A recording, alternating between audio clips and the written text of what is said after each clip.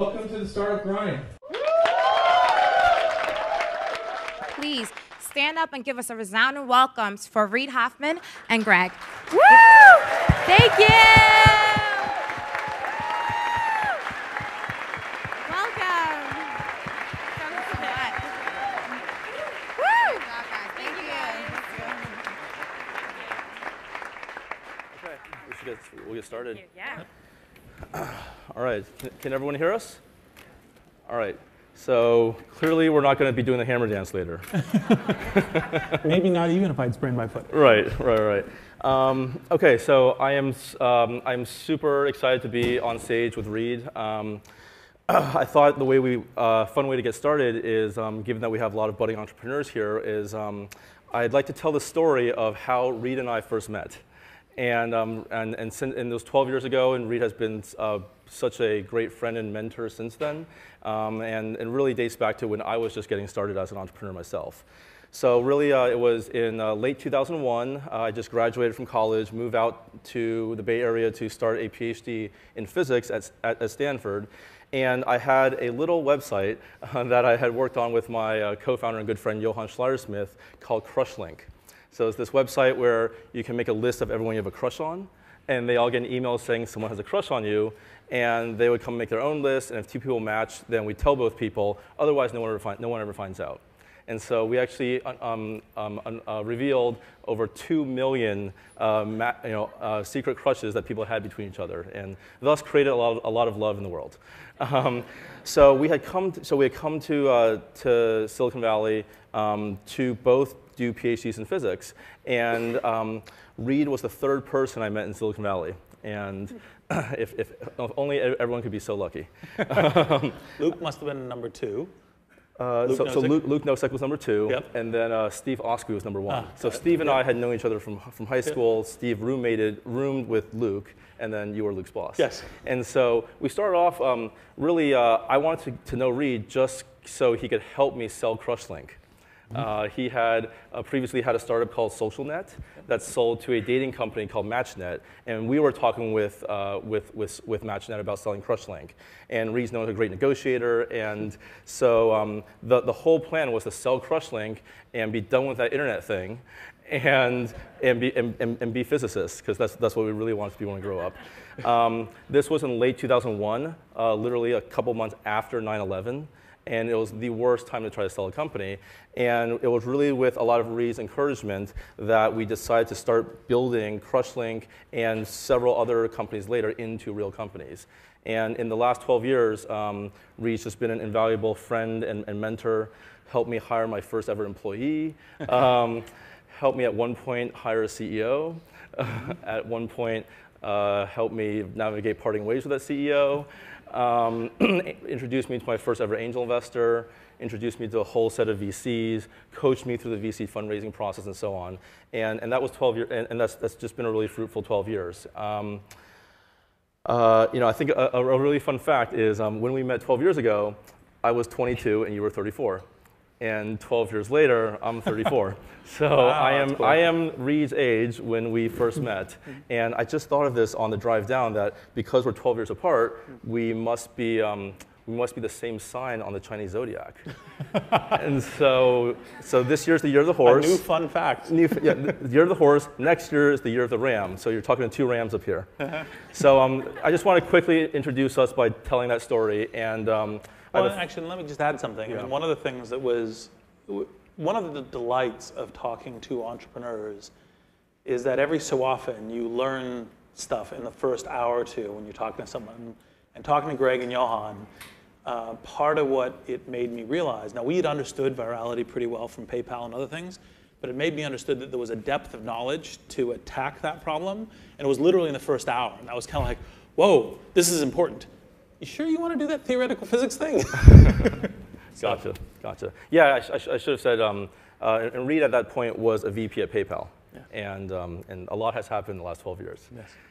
So I guess a first question I really, to get us started is, why do you mentor people? Why do you mentor me? Why do you mentor others? Well, one part, small part, but important one, is one I mentioned before, which is sometimes you have this delightful connection where not only are you helping the other person learn, but you're learning yourself. And that's awesome. Yeah. Another part of it is that, to some degree, who you are is who you go through life with, whether it's friends, colleagues. And so forming a really rich tribe around you and having kind of great alliances is, I think, really essential to the kind of the spice of life, to what is meaning. And the last thing is, part of what makes entrepreneurship important, every institution, every business started as an entrepreneurial business. One of the things that we have to create, and I think we do an okay job as the US, but and less okay in some countries and more okay in other countries. I know we have a global audience here. In order to promote entrepreneurship, because it's part of how you adapt and create the future. And so one of the things that's actually, I think, extraordinarily important is how do you get effective in this process of supporting the entrepreneurial creation of new entities, new companies. And it's one of the things that I'm lucky that I'm here in Silicon Valley, and if I hadn't gone to Stanford, I don't know if I would have encountered it, in that there's a bunch of learned practices here. And that's not Silicon Valley parochialism. It just happens to be there's a lot of people come here, there's a really intense, dense practice, a lot of people from different participants all trying to figure out how do you do this better. And so part of the mentoring relationship and part of the thing that makes it fun to do is helping create the adaptable organizations, the new organizations that create employment, create products and services, play critical roles in having a healthy society. And so it's the whole range. Yeah. Do you have mentors yourself? It's funny. I get that question every so often, and people I think it's convenient when I say my network is my mentor, because they're like, that's a code of LinkedIn, and it isn't actually. What it is what I find is that I have mentors for different aspects that I'm developing. So there's folks, for example, like Peter Thiel, who is a classmate of mine at Stanford and the CEO and co-founder of PayPal, where there's a set of things around kind of financial topics and macroeconomics that I learned from him. There's folks like Anil Busri, who's a partner of mine at Greylock, who's the CEO of Workday, where I was like, oh yeah, I understand this enterprise stuff. And I was like, oh, no, I don't. There's more to learn, which is usually the wise place to be. And so there's a set of folks that each of them kind of plays a really important role. And sometimes you're lucky and you have one person who's a list of subjects. And sometimes it's a network. And for me, it's much more kind of this person for this person for this person for this person for this. Right. So would you recommend that starting entrepreneurs find mentors or find networks of mentors? And if so, how? Well, so the mentor, essentially going and looking for mentors is an odd relationship, right? So for example, you didn't show up going, I'm looking for a mentor. Nope. You showed up going, I'm looking to sell this thing, and Luke says you know how to do that. Yep. Right? And it's like, okay, let's talk about that. And so it's a little bit like, like looking for mentors, and it's funny, these work relationship parallels. Like if you went up to somebody at a cocktail party and said, I'm looking to settle down. Right? It's like, okay, like step a little further back, please. And so going and asking someone to say, I'm looking for a mentor, it's like, well, but it's like a really overly forward, because it depends on personal chemistry, it depends on having some shared objectives, on being part of the same tribe. Now, I think it is really important to kind of seek mentors, but the way you seek them is through the natural operation of your life. Like have something that you need some advice on. Have something like, for example, go to the people who know you and trust you and will refer you to other people and say, who are the top 1 to 3 people I should meet? And then a context as to why. Maybe it's help with a transaction, it's understanding something about a market industry, it's tackling a problem in your company, it's something where they're like, oh, okay, great, we'll talk about it. And then if that conversation goes well, then have another, because mentorship happens naturally, not by kind of like, kind of the, here I'm looking for mentors. Anybody want Reid as a mentor? Yes. Mentee, maybe? Mentee. And so that's the key thing for doing it. Now, that being said, a few techniques in terms of facilitating, because it's very helpful lots of entrepreneurship, a lot of the mistakes you make in entrepreneurship other people have made. One of the things that's very helpful about having a network around you, including most especially mentors, is to try to not make the old mistakes, try to make new mistakes, right? So what is the thing, like when you're hiring your first salesperson, how do you do that? When you are thinking about venture financing, how do you do that? Which of these 5 risks should you think of as the most dangerous one that you need to navigate? Getting that intelligence is highly useful. Now, as entrepreneurs, and you know that you have a lot of self-reliance, you believe you can get there yourself, you believe you're capable of it, that's good, that confidence is important. But seek out the intelligence, because it's a far less costly thing to get that as a conversation in 15, 30 minutes, 60 minutes than it is to spend a couple months doing something and going, oh shit, right? That was the wrong thing to do. And so, and a lot of times, various folks, myself included, try to write things and publish things to provoke ideas and to be useful. But frequently you're problem solving in the specific case of a company. And so you actually need to have people who are looking at that and say, yeah, I know that's the normal role, but actually here it's different for the following reason, and this is the thing you need to think about. And so I think mentors are key. How would you answer that question? I would say that I would generally advise people to get mentors. I'd say somewhat due to personal experience, but I would totally agree with you that the way to do it isn't to brute force it and say I'm looking for a mentor, just like any sort of human relationship, like I'm looking for a wife or something. And it's much more natural. It's much. By the way, no, just kidding. Okay. Yeah, don't go with that joke. Okay. So it's actually much more natural and organic, because what I find is so great with a mentor-mentee relationship is that the person's role is really just to support you and help you be the best you can be. It's someone that is a confidant. It's someone that you can trust with, when like the sky is falling and everything is terrible, you can go to that person with all your problems. And so having that great personal chemistry, that this is just a great friend I want to hang out with, that's so key. And that develops organically over time. Not, I want a mentor, will you be my mentor? And the key thing, by the way, where mentors are most useful is in helping you sort out key problems and crises. So for that to be a good relationship, you have to have a pretty strong alignment of values, alignment of what you're doing as a basis, because otherwise it's challenging. Yeah. I mean, if my sort of one-liner would be, don't brute force it, but just be open to the possibility and let it be natural and organic. So speaking of starting out, we have a lot of first-time entrepreneurs here. What's some, just say, a few pieces of general advice you would give to people just starting out? So at the very beginning, let's see. So we could probably take the whole hour answering this question, so I'll try to be edited selection. A few things. So the first is entrepreneurs tend to think that what they have that's super special is their idea, and that they don't want to disclose it to people, and that they need to be secretive. That's almost always a mistake. Now, you won't publish it, because publishing it doesn't give you any value, and sure, maybe it will give you some negative but not value.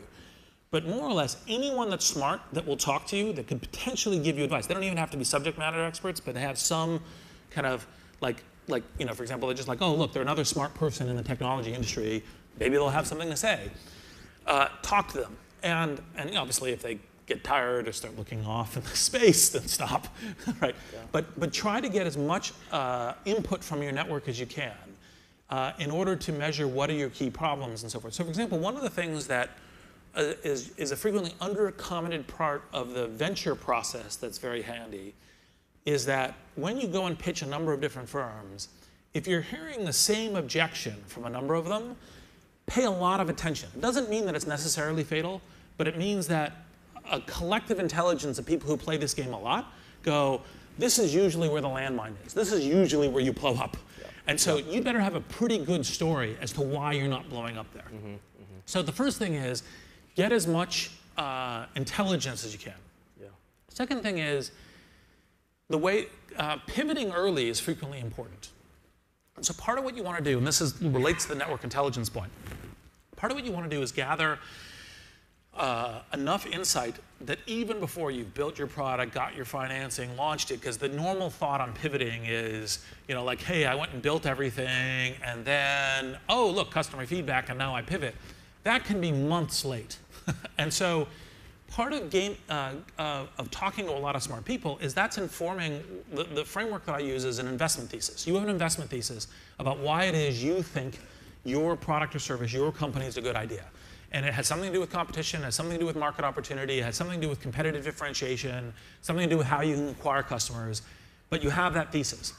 If you're trending down in your confidence in your investment thesis, it's a good time to start thinking about pivoting. You might say, well, I'll give it a month, I'll test this one thing. But if you're like, I thought this was a good idea, but yeah, after I've had those conversations, maybe this isn't, and maybe I should change. Yeah. Now, another phrase that I use for startups is flexible persistence, which is having some oomph, like where you're going. But in the early days, by the way, it's much cheaper to change, and there's a huge expense to just going out on the wrong path. Because you build up a lot, you get financing, you hire employees, you're down that path, and then all of a sudden it's very hard to change. So spend a lot of effort on collecting the intelligence of, is this the right thing to do or not? Because there's no time that it is easier to change and to change that investment thesis than when you're just you and your founders, right? Yeah. After that, it starts getting much harder, and it's still doable. I mean, so for example, PayPal is an example. Peter and Max came to me. I was on the board because Peter and Max said that we'll have one of our close friends. I was Peter's, Scott Bannister was Max's. We'll have one of our close friends on the board, and they'll help us with this. And so they said, we have this great idea. It's encryption on mobile phones. It's a really hard thing to do. And you're like, okay. Encryption on Palm Pilots. Well, actually, mobile phones too. Mobile phones too? But it's basically a low compute cycle encryption. Yeah. But I guess this is back in the late 90s. Yes. This is the point I wanted to make. Yes. It's not on iPhones. Yes. Yeah. And so that's hard to do, and so we could create something valuable. And then it was like, okay, well, what's valuable? And then eventually, well, maybe we should do a cash wallet. And then part of this thinking the process through, I mean, one of the things that's funny is a lot of people say, I invented the PayPal email money idea. I know who did it, it was Max. He did it in a board meeting that I was in. Because the thing I was asking, because at this point it was Palm Pilots, and it's like, okay, our use cases, we're going to have Palm Pilots, people are going to split the dinner tab, that's going to start the use of cash on mobile phones, and it'll be a really handy vehicle. And I was like, all right, you have a ubiquity problem, which is even here, which at the time was Palm Central in the whole world, you go to dinner tables, what's the number of tables that have 100% of the people have Palm Pilots, right? Yeah. 0 to 1. You're dead. You don't even need to launch a product. You know already you're dead, right? You just think it through. And Max said, that's easy. We can do email payments, and we can sync it to email payments. And you're like, oh, that's a good idea. Yeah. And that's the kind of pivot that can happen. One of the things that PayPal was actually particularly good at being disciplined on was getting rid of things even when we were getting credit for them. So like we later shut down the Palm Pilot thing, even though we were being featured by Palm and everything else, because we're like, that's not our future. You're always betting on your future. But those, in terms of early things, it's the honing the idea and making sure to the best possible confidence that you're on the right track and being willing and easy to pivot then. Oh, and then I'll say actually one more thing. Mm-hmm. Actually, I'd be curious how your answers on this too. Sure. The one more thing is a frequent mistake that entrepreneurs have to make that you should lean a little, that you should lean a little bit. You think I'm a genius because I thought of this wonderful idea, right? The idea is perhaps great, and there's a lot of great ideas, but it actually ends up being how do you execute it, the market timing, a whole bunch of other things going into it. So don't overly invest your psyche on what I am as the inventor of this great idea. Mm-hmm. Think I'm an entrepreneur, and you could say, I have a great idea, but I can have other great ideas too. Yeah. And what I'm doing is I'm essentially trying to figure out the one that is best. Yeah, yeah. So that's actually the one. That's the one I actually would have said. Is that I think Thomas Edison had it right. That is 1% inspiration and 99% perspiration. Where like it's mostly about the execution. And this actually is related to Reid's first point about not being secretive, because startups are so hard. And to think that just in a coffee conversation with someone, this person's going to hear your idea and change his whole life for the next 5 years to go pursue this, it is like de minimis chance that that's really going to happen. And yeah, maybe it's not quite zero, but the cost benefit of getting all that feedback and all that intelligence is so worth that little bit of risk that someone's going to want to change their life for the next 5 years. Yep. Yeah. Yeah, and one of the things that's kind of key on this is thinking about like getting that intelligence. One of the things that helps you, one of the things that we talk about sometimes at Greylock is a contrarian check, which is what do we know that the market doesn't know in terms of doing this? This is one of the things to think about your idea early. Mm-hmm. And part of that is to say, when you're talking to the network, you actually are partially getting the data on the contrarian check. So LinkedIn is an example. I basically, 2/3 of my network, all smart people, very smart people, were like, oh, this will never work because you're never going to, first person on LinkedIn, 0 value, second person on LinkedIn, 0 value, third person on LinkedIn, 0 value. Actually, I don't know if you told me this too, but you might have. Might have. Right? It's like, how do you get to 1 million people? Right? So, without 1 million people, you're dead. So you have a false start. And it was actually partially through knowledge of virality, knowledge of other things. It was like, no, I think I can get to 1 million people with enough people willing to play with this, that then you begin to have a value proposition, and then the network takes off. And that was essentially the contrarian thought. That was like, okay, I think I see something here that will get me through it, where there's tons of competitors. So like, for example, one of the things that happens when software gets cheaper is the number of software companies. I mean, like, look around this room. What's the number of software companies? The number of software companies created in Silicon Valley alone is thousands, right? And then 5 to 7 of them matter per year, maybe. So it's a getting through the noise that's the key thing. Cool. So I think we've talked through a lot of the tactics, but I actually want to step back just a bit and actually talk about the decision to become an entrepreneur and the decision to start a company, because it's so hard. It's one could say it's an irrational act. So why did you start a company? Why do you see why do other people start companies? What do you think are good or smart reasons to start companies? What do you think are actually not good or not smart reasons to be starting a company? Well, let's see. So people start companies for all kinds of reasons. They start companies because they have a particular idea. They start companies because they can't imagine working for anyone, right? They start companies because it's a way that they have, like there's an objective that they have.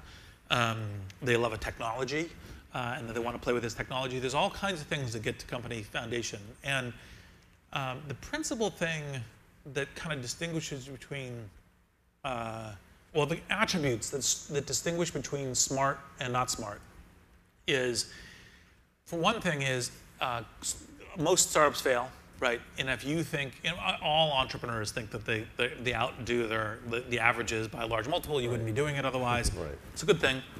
Nevertheless, take seriously the prospect that you may fail. In which case, for example, do something that you think is just a good thing. It's a good thing to do. You love this thing. You love working with these people. That's another one. Sometimes team of people. And that this is actually a good use of your life as you're doing it, so that even in the fail case, you're like, okay, this was a good thing to have gone and tried. I think another one is to really think through this a little bit like the contrarian check. What is the competitive differentiation? Because most often it's kind of like, well, it's Pinterest, but I have animation. And you're like, okay, right.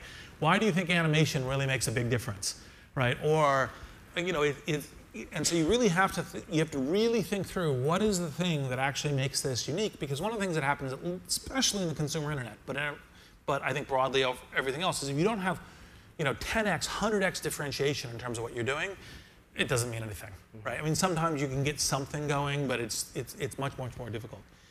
And I think the other thing is it's almost always better to do it with at least one co-founder. Right, the single co-founder thing can work in some circumstances, but it's generally speaking much stronger to have a co-founder. It divides work, it divides skills. You have a tight nuclei within the company, because part of how co-founders operate is they can challenge each other, and they can say, look, I think that's dumb, or I think we need to pivot, that's on the wrong path, and there's a deep level of trust. They can have that conversation. Or they can say, hey, this new person that we hired, they're really good, but they're toxic to the culture. We really need to talk about that, right? Because building a company is really important. And so co-founders are, I think, a very good thing. Sometimes it's not available, but the most often piece of advice I give someone when they're working on an idea and they're thinking about something is find a co-founder, right? And do that. And by the way, it's a little odd because some of the same rules of finding mentors can apply. Like, will you be my co-founder? A placard outside even on Shoreline Road doesn't really work very well. But again, but because it's kind of a working relationship and so forth, you can actually say, look, I'm looking for a co-founder to do something interesting, and then people will introduce you to other people that they think, oh, these are people who are also founders, and look, you talk about your ideas, and you see if they work, and you spend a bunch of time doing that. And that's actually, by the way, very helpful for learning and having your network as well. So I'd say those would be the prospects. What would be your short list on the smart and dumb reasons? Okay. Well, I was just going to add on to the co-founder part, actually, is as glamorous as the media makes entrepreneurship seem, it's very hard, and it can be very lonely. Yep. And my co-founder is the only person in my company that is truly my peer, that I can say anything to, that says anything to me, and it's my partner on this sometimes lonely, sometimes exciting, and just overall very long and can be very fulfilling journey. And so it's one of the first pieces of advice I gave also. Yep. I would say on the category of not smart reasons, and I'd be curious to hear your take, is a lot of people start companies, especially these days, to become famous, to make money, and to be cool. And you know, I'm guilty of that a little bit myself. Honestly, I've seen it elsewhere, and I've just known from firsthand experience and from talking and from friends and such that if you're doing it primarily for these external reasons and not for internal intrinsic reasons, then you will not stick with it when the times are tough. Yep. Is what I found. That it has to be something that you feel so internally motivated by it because you're passionate about it, because it's something that could be your life's work, that you want to do regardless of money and fame and such. Or largely, it doesn't have to be 100% regardless. But okay, gotcha, yes. Gotcha. That's actually what gets you through all the low points. And you know, even the most successful companies out there have peaks and valleys. And often, what separates the winners and from everyone else is who had the wherewithal to get through the valleys to be for the next peak. And I found that often it's that internal drive and motivation and passion that gets you through the low points. I strongly agree. Let me nuance the view a little bit, but it's all in the version of agreement. You can have as part of your plan, I want to be famous, I want to be cool, I want to be rich. But if that's your primary motivation, like one of the things I talk about with startups is almost every startup, 99.99% of startups, go through a valley of the shadow moment where you're like, why did we think this was a good idea? Why did we think this was going to work? Right. And so one thing is that's why you build up a network around you to help you with that and people who are helping. But the other part of it is if you're really just doing it to say, hey, this is my payday, I think it can work on small dollars. Like I can build this technology, I can sell it to somebody. Like I've seen that as a rational payday plan. But to build a real company and to build something that's transformative, something that transforms an industry, something that may exist for tens, hundreds of years, we hope, because it's like build institutions that help transform society over the long haul. To do that, you have to have some commitment to the vision, some commitment to like, I'm going to go through the really dark valley of the shadow. I mean, at PayPal, for example, we were burning so much money one month and exponentiating. This is, I think, August of 2000, that I told Peter, and the office was actually just kind of off Embarcadero near here. Right. If we were standing on the roof throwing over wads of $100 bills, we would not be spending money faster than we're doing. Right. Yeah. And like when you're in that search, and I think we spent $12 million in 1 month, and it was an exponentiating curve, so you can get a sense of what the level of panic was. Right. You got to be in it. You got to have a reason that you're in it, that you're really playing it through. And so I think that's all in agreement. Now, that being said, by the way, it doesn't mean you have to be pure. It doesn't mean that, like, for example, having a desire to be successful, having a desire to have people pay attention to you, that's all well and good. Try to earn it, right? But that's a perfectly good thing. Yeah. So I guess on the topic of sticking with it, startups are hard. Startups take a long time to really build. How do you stay motivated? How do you persevere? How do you actually get through all those valleys of the shadow of darkness? Well, I think some of it is the co-founders network around you, right? I mean, so part of what's handy is when you're, every startup that I've been a part of, either as an investor or so every startup I've been a part of, either as an investor or as a principal, has had valley of the shadow moments where you're like, oh shit, I think every startup has had valley to shadow moments. And so you want folks who go, okay, great, we're in the foxhole, we're taking fire, we may be about to die. I'm calm, I'm collected. Here's what I think we're going to try, and we're going to try to make it work. And this is, by the way, actually leads to another part of advice that's handy, which is, people talk about like taking risk. Part of taking risk is taking a bet that if it doesn't work, it hurts, right? And so one of the nice things about crises around startups is you have to take it, so you end up taking it anyway. But part of it is to not try to hedge your bets too much, to be able to look, I'm going to try this, and if it doesn't work, okay, it may not be game over, but it's going to hurt. Yeah. Fine, but the coherence of that try. And so part of it is you have the people around you helping you with it, and you're planning. Now, one of the things, when I wrote, and Ben, my co-author, is here in the audience too, when Ben and I wrote The Startup Review, part of what it was a subset of the advice I give entrepreneurs, tailored to individuals. And one of the chapters in there is ABZ planning. And it's roughly speaking, like if you just say, well, my plan's going to work, you're like, well, that never really plays out successfully usually. I mean, just look at anything. Like Google, enterprise search company. Have you seen them selling enterprise search boxes? Right? I mean, things change, right? And so always be having, with a plan A, some plans B. It's not a plan B. It's kind of parameters of motion. And then, if you can, have a plan Z. So you go, okay, I know that if this all ends up in a big flaming pile, we know what to do. And so, for example, Max and Peter and I had been talking during PayPal of, okay, if this doesn't work, what's the next company we're going to do? Because we're going to have so much tar stuck to us from the PayPal story that we might as well do this next one together too, so we should all do the same one. Yeah, yeah. And I've also heard Plan Z can also be a bedroom in your parents' house. Yes. Yep. That was my Plan Z. Right. Right. Yep. That's still my Plan Z. Yes. A couple things I might add to that is definitely important to have the support system around you. I would say also to support yourself.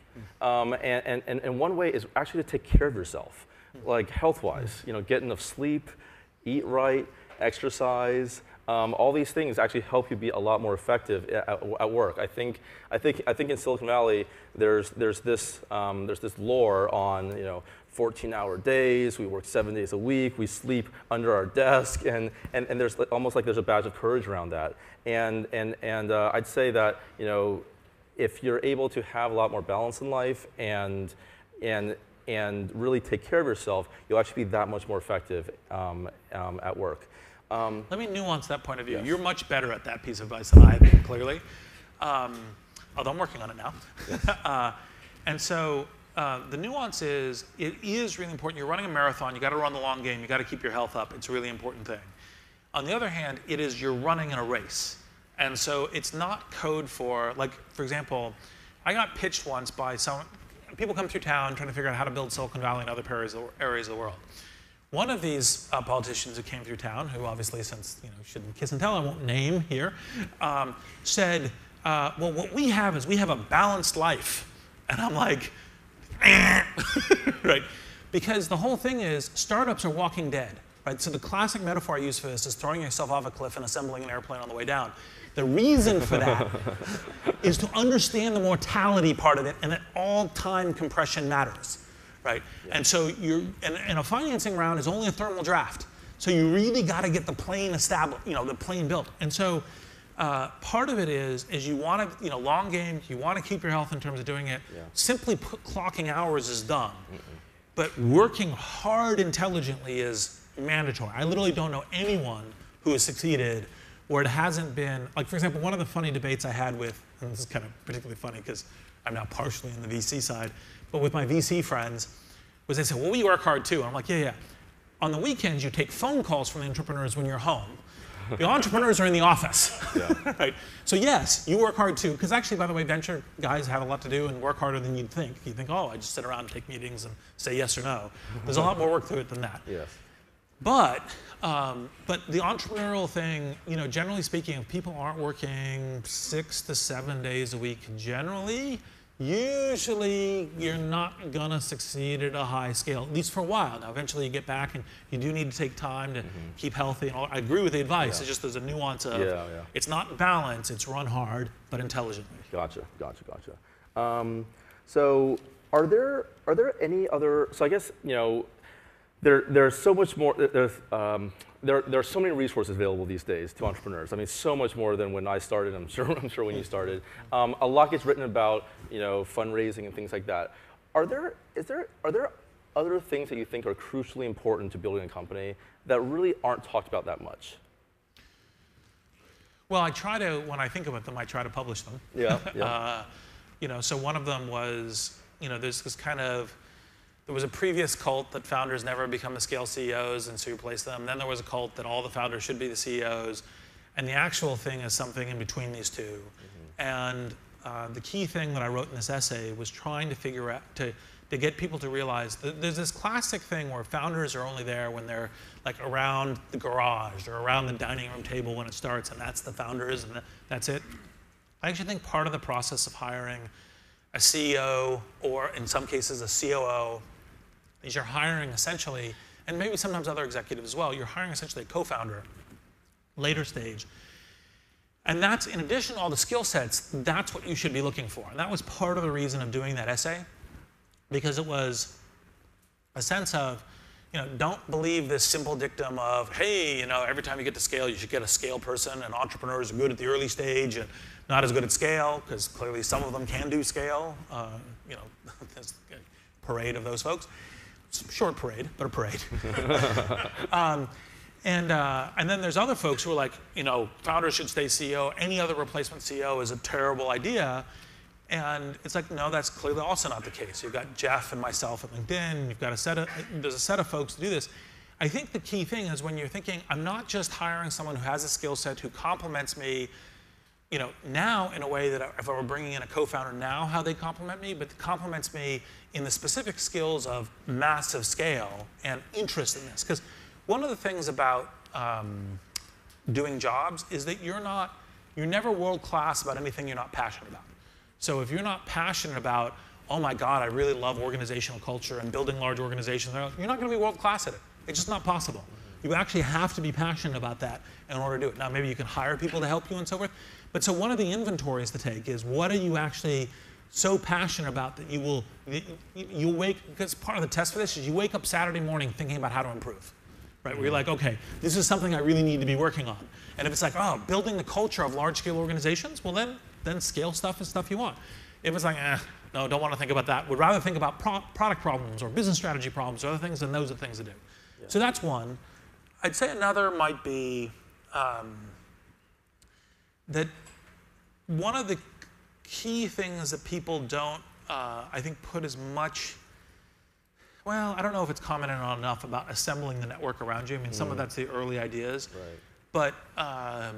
But one of the things that I think is actually really helpful is to be able to talk about your ideas with a wide variety of smart people, even as you're going, not just the early and the pivoting thing, but as you're going.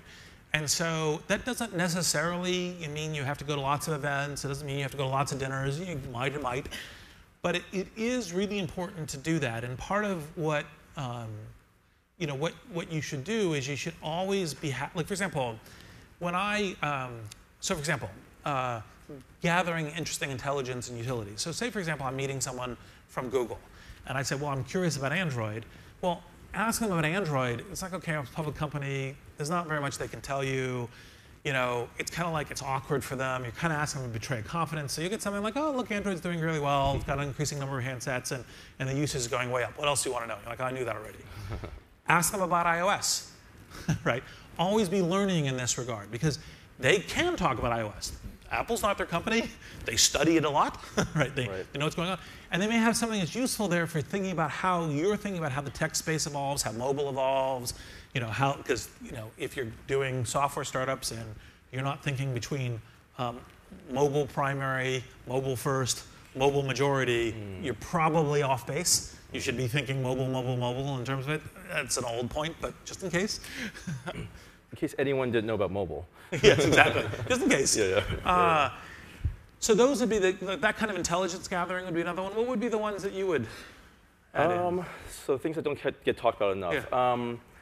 I actually would say a lot of the sort of like emotional and psychological side of things. So it's getting talked about more. So like Ben Horowitz, writes about managing your own psychology. Scott Weiss recently wrote about being successful in work but failing at home and such. And I think that so much of the discussion is around the strategy and the tactics and sort of like all the cerebral parts of building a company. But there's such a emotional and psychological side as well, and in some ways those could be the harder problems on getting in touch with yourself. And so ultimately, you have a great connection with yourself. You are leading from a place of courage and not from a place of fear, which is where often entrepreneurs and CEOs lead from. Yep. Yeah. So actually, riffing a bit on the point about founders hiring CEOs. A bit more about that. When is the right time? How does a founder know when is the right time to step aside and hire a CEO? It's a deeply personal question. And very idiosyncratic to the specific circumstances. So I will say a couple of heuristics that have the failure points that heuristics usually have, which is it really depends on the specific. So the first thing is you should think about as a founder about how much it is you, like, I want to be CEO, I'm passionate about being CEO, I'm passionate about all of the steps as it gets larger. Because, for example, as the company gets larger, you spend more time in staff meetings, you spend more time directly hiring executives, doing all that. That becomes more and more of the job. Less and less I figure out product strategy, I do something. And also think a little bit about, like, is that the kind of thing that you, like, that you wake up on Saturday morning thinking you want to do. So that gives you one part of it.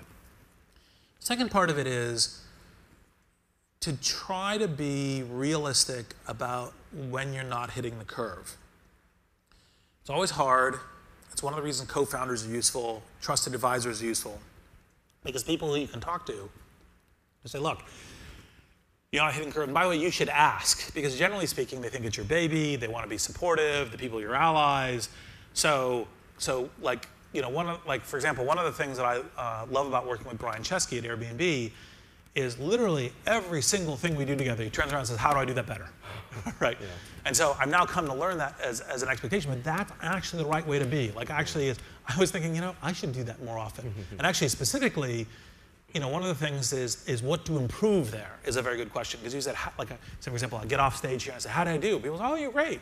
It's like, okay, how do you do better, right? How do you do that? And so I think that's key to be asking. And part of it is to be figuring out, are you actually hitting the curve? Because you are much better off finding a co-founder who can be the CEO and that you can partner with and who can help the company encounter whatever the particular challenges that you're not hitting the curve on, whether it's scale, which is the classic one, a go-to-market strategy, industry irregularities. I mean, there could be a set of different, like, payments stuff. I mean, there could be a set of things where you're like, okay, I'm not crossing this ground, and a partner to cross this ground would be the right thing. And so that's, I think, a second one. And then that's probably it. I mean, and the other thing, actually, I would say is one note. It's that if you're really seriously committed to your company, you never think of the CEO as something that you hand the company off to, right? Where you kind of go, great, I did my part. Here, it's yours now. Right. Right.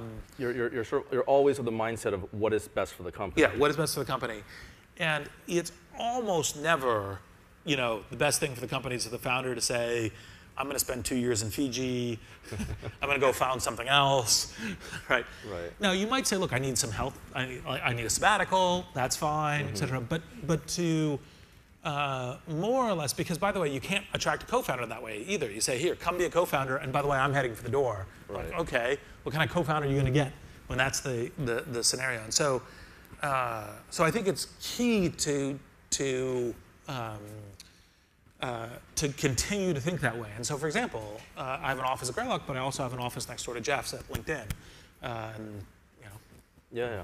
So you mentioned Greylock, and I guess of all the things a founder can do when they hire a CEO, they could go to Fiji, or they could go to Greylock. Fiji's nice. Greylock's nice right here. Yes.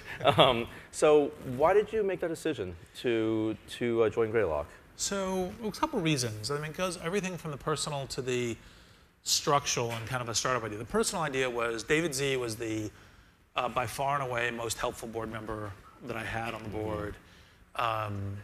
The culture was right, these sorts of things, and so it was kind of, part of how this ended up happening is I'd started toying with the idea of how do you create a new kind of venture firm that is now apropos to how mature the startup ecosystem within Silicon Valley has become. And thinking about the venture firm as a platform, Mark Andreessen and Ben Horowitz are friends. We talked about this. There's things they're doing, the whole thing. And I was like, look, I have an idea for how to create this sort of thing. And when I was kind of just kicking around, and David's like, well, actually, in fact, Greylock's actually got a history of being fairly bold, and we're actually moving our headquarters from Boston to Silicon Valley. Would you like to build that here? Right? And I said, well, look, these deep commits to LinkedIn, they're really important. But actually, how do you essentially think about building a network platform layer across the venture ecosystem in a way that everything you have to do in the venture side is 100x more valuable to the portfolio companies, whether it's recruiting, which is kind of an obvious one, but also certain kinds of intelligence or getting access to customers. And some of this stuff had already been done, but doing it as a network, as a systematized entity, some technology behind it, these sorts of things was the kind of thing I was like, okay, I actually think that would be an interesting thing. And I think that the startup ecosystem here has gotten intense enough that actually it can sustain that sort of adventure. And I think to do that, I think that the partners have to be founders and operators. I think they have to be people who, David spent 10 years in games companies and Excite. Anil Bussri founded Workday. Ashim Chandna was at Checkpoint and co-founded Palo Alto. Well, didn't co-found, but helped incubate Palo Alto Networks. So that depth of operating experience. Because one of the things that I find super irritating about sometimes what happens with VC advice is that they'll repeat an old saw. Like, I'll take the one that's particularly irksome to me. You should hire A players because only A players will hire other A players. Otherwise, if you hire B players, they hire B and C. And you're like, okay, that's great. What are the techniques for doing that? And look, it's doable, but like, how do you do that? How have you done that? What is the way you do that? And when you get I'm a pattern matcher. I can just see it. That's not actually particularly helpful, right? If you're doing an in-depth reference check, you have not done your reference. You have not completed your reference check until you find a negative reference.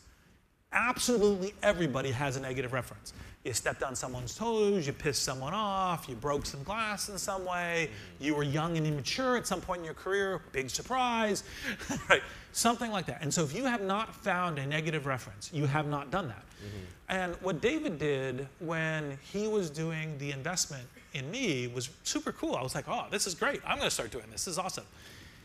He did in-depth referencing on me, and then walked through the references with me. He said, these are the kinds of things that I'm hearing about you, and these are the sorts of things, like, what do you think about this, and is a concern? It was like, it was enormously trust building. Because it was like, look, I'm not going to hire a secret from you. I'm not going to try to play master of the universe with you. I'm partnering, I'm collaborating with you. And by the way, I did go do this work because it's important for me to decide who I partner with, right? But I'm also being transparent about it. And I was like, this is very handy in terms of what to do in referencing.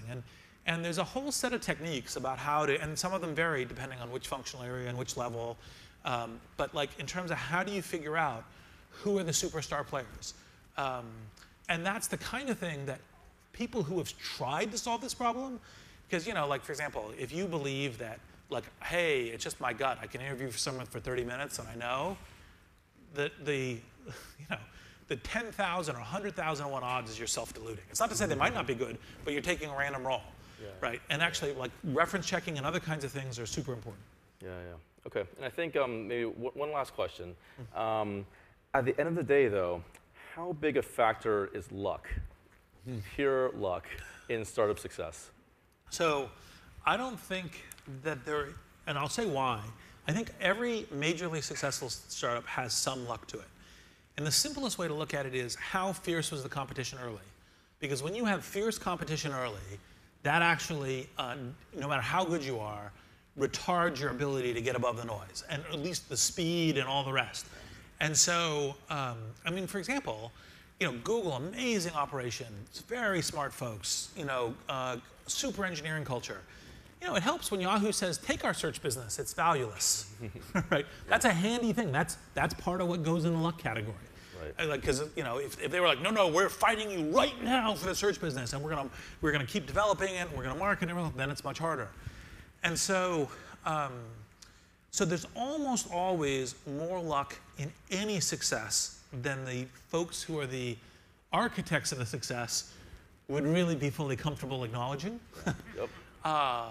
On the other hand, it's not also, I mean, sometimes there's things that are just pure dumb luck. There's an occasional thing where like, okay, yeah, that's just like you rolled the dice on the roulette table and it came up. What would be some examples of that? Just kidding. Yeah, that would probably be rude. Yeah. There are examples. There are examples. But frequently, part of when you think about good strategy, you're trying to make so that serendipity and luck more often than not breaks your way. You have to, this is kind of like the ABZ planning. You're keeping flexible about how you're going, but you're trying to architect, it's not chess. The strategy's not chess. The strategy is like kind of much more like a battlefield, and you have to have kind of contingency plans. You have to be thinking about it, not full military contingency plans. That's usually a waste of time and the time cycles that startups operate in. But that kind of fluidity is extraordinarily important. And so, anyway. Okay, I think with that, thanks for your time, and yes, and good luck. Very good. Good luck.